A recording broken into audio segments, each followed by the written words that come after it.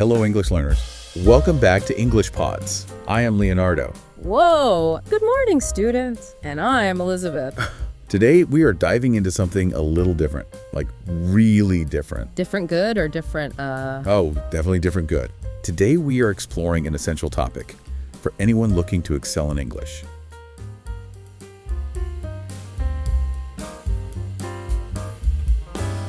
All right, ready to dive deep. Always Today, it's all about the good life, happiness. the big one. You guys shared how to be happy in life, a practical guide. Looks like a good one. And this isn't just some fluffy self-help thing. Oh no, this gets real. We're going for actionable, sometimes surprising stuff. I love those. The guide, it really jumps right in saying no one formula for happiness exists. Yeah, right off the bat, it's like, forget that one-size-fits-all idea. The more Instagram comparison game, huh? Exactly. And this actually lines up with where a lot of positive psychology is going now. Oh, interesting. How so? Moving away from universal happiness rules. Okay, makes sense. It's about your values, what matters to you individually. So how do we actually do that? The guide says to think about our values, Right. but that can feel kind of overwhelming, no? Oh, totally. Self-reflection, it's tough. Yeah. But the guide, it gives you a framework. Okay, lay it on me. It says, think about different areas of life relationships, what you achieve, personal growth, even your environment. Gotcha. Breaking it down. And then the key question is, what brings you genuine joy in each of these? I did that exercise. Yeah. Kind of made me realize I'm putting energy into things that don't make me happy. Yeah, Back up call for sure. But that's the whole point. This guide is like a self-discovery thing. Okay, so no more of that. What makes a fulfilling life for you, not anyone else? Love that. So once we have that blueprint, where do we go next? Well, the guide gets into some pretty powerful tools. One that stands out, and I'm sure you've heard of it, is gratitude. Gratitude. Oh, yeah. Got to bring that up. Classic for a reason. I used to think it was kind of, cliche. Oh, for sure. But this guide, it doesn't just say to be grateful. It explains why it works. That's what's cool. No just fluffy stuff. There's the science behind it. Give me the science. Did you know practicing gratitude can change how your brain actually functions? Like physically? Wait, rewiring our brains? For real? Totally. Our brains, they naturally focus on the negative. Oh, yeah. Tell me about it. It's left over from way back when we had to be on the lookout for danger. Survival mode. But gratitude, it counteracts that. Activates the prefrontal cortex. Okay, getting technical. That's the part of the brain for positive emotions, controlling your feelings. So we're training ourselves to see the good stuff. Yes, instead of automatically jumping to the negative. Makes sense. But knowing the science is one thing. Right. How does this guide say we actually UACE for attitude in life? There's different ways. Like a gratitude journal, write down a few things you're thankful for every day. Oh, we've heard of that. Or you could directly tell someone you're grateful, face-to-face, letter, even a text. I did the journal thing a while back. How'd it go? Really did change how I looked at things. Even on tough days, finding those few good things made a difference. See, a simple practice, but huge impact. And the research, it backs that up. Oh, I believe it. People doing gratitude stuff, they say they're happier, relationships are better, even physical health improves. Wild. Okay, got to get on that. Yeah. So speaking of good for you stuff, Oh, yeah. the guide talks about something we all end up view as important, but hard to actually make time for: relationships. The big R word. Here's where this guide shines. It goes beyond the usual make friends advice. Digs deeper. Talks about what makes relationships truly good and the difference between lots of friends versus quality friends. Oh, huge distinction. Especially now with social media. Everyone's got 500 friends. Right, but how many are real? This guide reminds us it's not about the number. Nope. It's about those few close ones where you feel truly understood. Seen, heard, all that good stuff. But being honest, Mm, good relationships, they take work. no doubt. What kind of guidance does the guide give for that? Well, for one, active listening. Putting your phone down, eye contact, really engaging with the person. So easy to say, so hard to do sometimes. Right. And not interrupting them or already planning what you'll say next. Wow, I'm so guilty of that. And it encourages being vulnerable, communicating openly, letting your true self show. I've noticed when I actually listen well, my relationships are so much better. It's a shift. Less like a transaction, more about genuine connection. Empathy, all that good stuff. So we've covered our own happiness, gratitude, and good relationships. What else is on this happiness roadmap? So building on all that, the guide gets into something really fascinating. The connection between our physical health and our mental state. Okay, this is where I get interested. We all know exercise and eating right are good, but But this guide connects those habits to happiness, and it feels fresh, not preachy. right. It's like they get it. Our physical and mental well-being, they're totally tied together. No way around it. The guide even talks about this thing called the gut-brain connection. Okay, hold on, gut brain. Like, what does that even mean? It's this crazy communication highway between our gut microbiome and our brain. Microbiome. You mean all those, like, bacteria in our intestines? Exactly. And research is saying these little guys, they play a huge role in our mood, our sleep, even how we think. So you're telling me what I eat affects how happy I am. Absolutely. The guide points out how certain foods can change the balance of bacteria in our gut, I'm listening. and that, in turn, affects our mental well-being. Like a diet high in fiber, fermented foods, those can boost the good bacteria. Fermented foods, like what? Yogurt, sauerkraut, kimchi, all that good stuff. Interesting. So what's the result of eating those? Can lead to a more balanced mood, less anxiety, all that. You know, I have been trying to eat more of that kind of stuff. Yeah. And I gotta say, I kind of feel a difference. My energy's more stable. I feel lighter. Right. It's wild how small changes in diet can have such a big impact on everything. Totally agree. Okay, gotta keep that up. But shifting gears a bit, Oh, yeah. the guide also talks about meaning and purpose. That's a big one. And I gotta admit, this is where I get a little lost. It all feels so, I don't know, abstract. Yeah, it can be tough to grasp. Meaning, purpose, what does it all mean? Right. Exactly. But here's the thing. This guide, it makes a really helpful distinction between those two. Okay, break it down for me. So, meaning, it's about inherent value, recognizing the worth in yourself, the world around you, just as it is. Okay, I'm following. Purpose, on the other hand, it's more active. It's about going after something, contributing, making a difference. So meaning is like the foundation, and purpose is what we build on top of it. Exactly. And this is key. The guide says purpose doesn't have to be about your job or career. That's a relief. Right. It could be hobbies, relationships, volunteering, anything that makes you feel like you're making a positive impact. That takes the pressure off, for sure. No more stressing about finding that one big purpose? Totally. It's about finding ways to express your values, big or small, and doing stuff that feels meaningful to you. Okay, so we've covered defining happiness, the power of gratitude, good relationships, that gut-brain stuff, and now meaning and purpose. That's a lot. What else does this happiness roadmap have for us?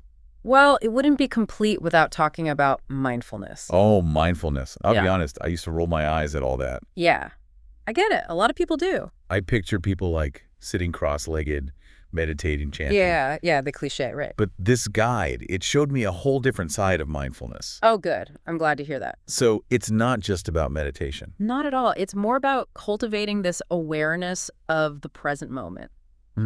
Yeah. Like paying attention to your thoughts, feelings, and sensations without judging them.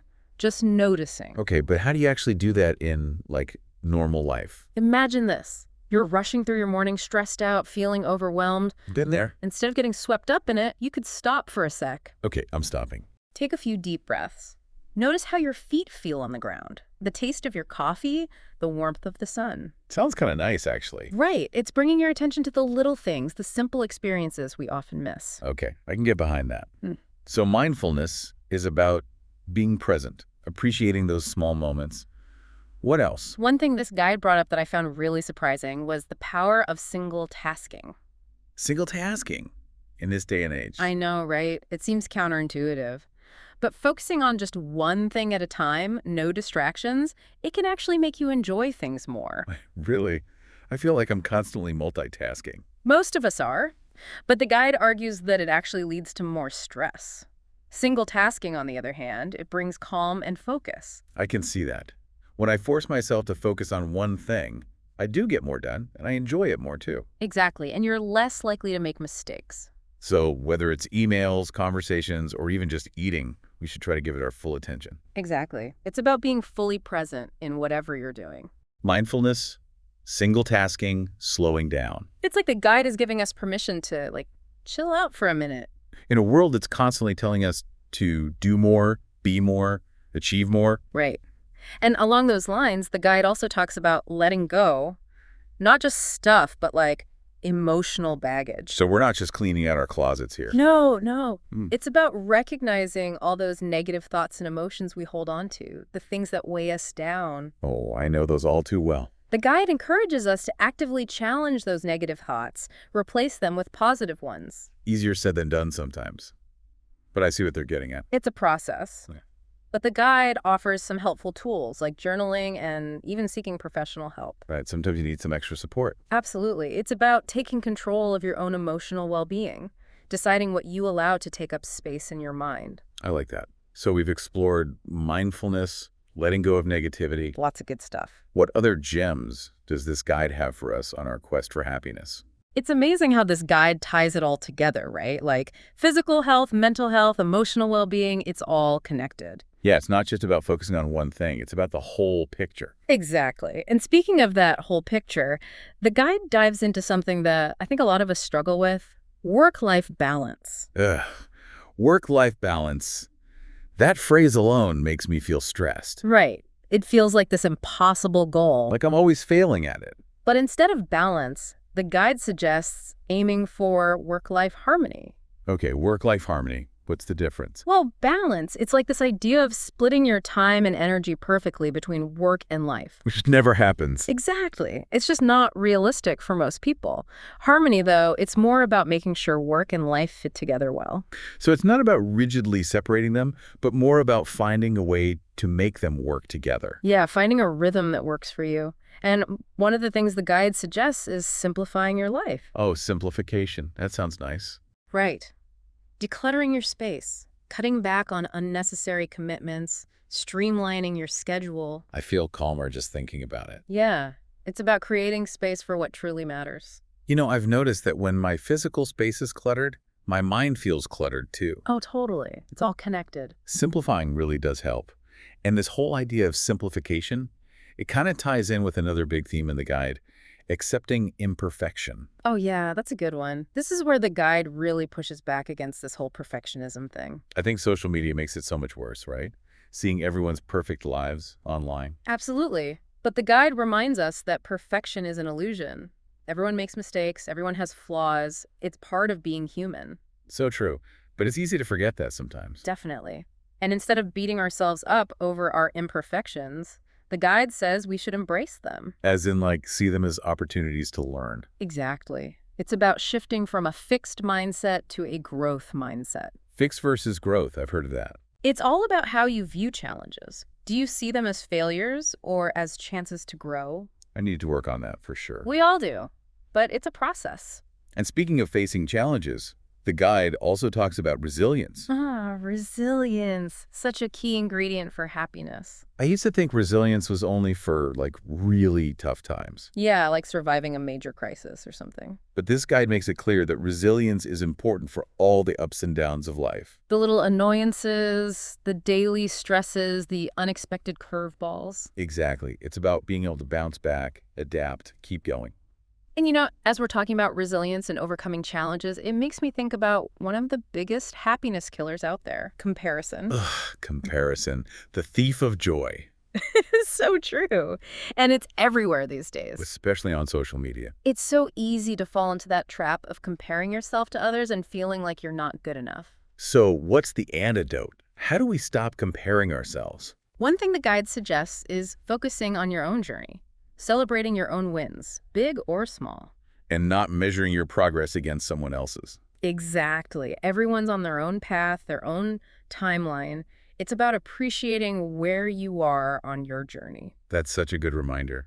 It's so easy to get caught up in what everyone else is doing and forget to appreciate our own progress. Absolutely.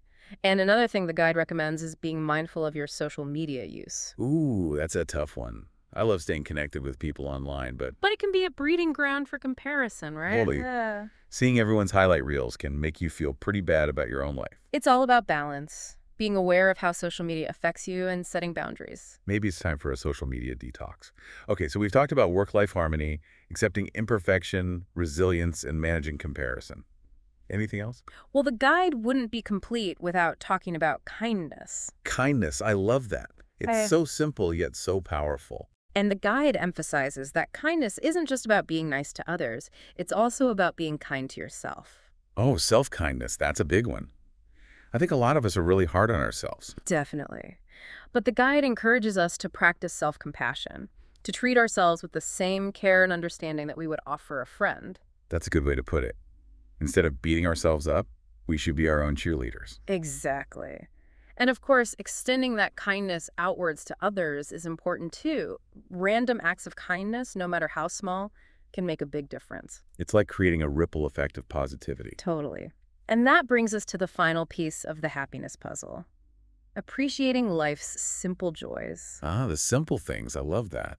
The guide reminds us to slow down, savor the present moment, and find joy in those everyday experiences that we often take for granted. It's like shifting our focus from chasing happiness to realizing that happiness is already here, all around us. And a lot of us get caught up in this thing called the hedonic treadmill. Hedonic treadmill, what's that? It's this tendency to constantly chase after bigger and better things, always striving for the next level of happiness. So we're always running, but never really getting anywhere. Exactly. But the antidote is gratitude, appreciating what we already have, finding joy in the simple things. Like a good cup of coffee, a walk in nature, spending time with loved ones. Those little moments can bring so much happiness when we allow ourselves to really savor them. I think this guide has done a great job of reminding us that happiness isn't some big achievement or a state of constant bliss. Right. It's about how we approach life, how we choose to see the world. It's about embracing the ups and downs, the good and the bad,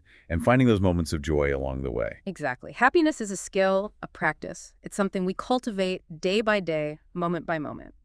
So as we wrap up our deep dive into how to be happy in life, a practical guide, what's the one thing you want our listeners to remember? I think the most important takeaway is that happiness isn't something outside of ourselves waiting to be found. It's something we create from within. By making conscious choices, by practicing gratitude, by connecting with others, by embracing imperfection, by being kind to ourselves and others. Absolutely. It's a journey, and it's yours to create. So to our listeners, take what you've learned from this deep dive and start applying it to your own life. Experiment with different practices, see what works for you, and remember, happiness is a journey, not a destination. Enjoy the ride. Thanks for joining us for this deep dive. Until next time, keep exploring, keep growing, and keep seeking those nuggets of wisdom that make life richer and more fulfilling. And don't forget to be kind to yourselves.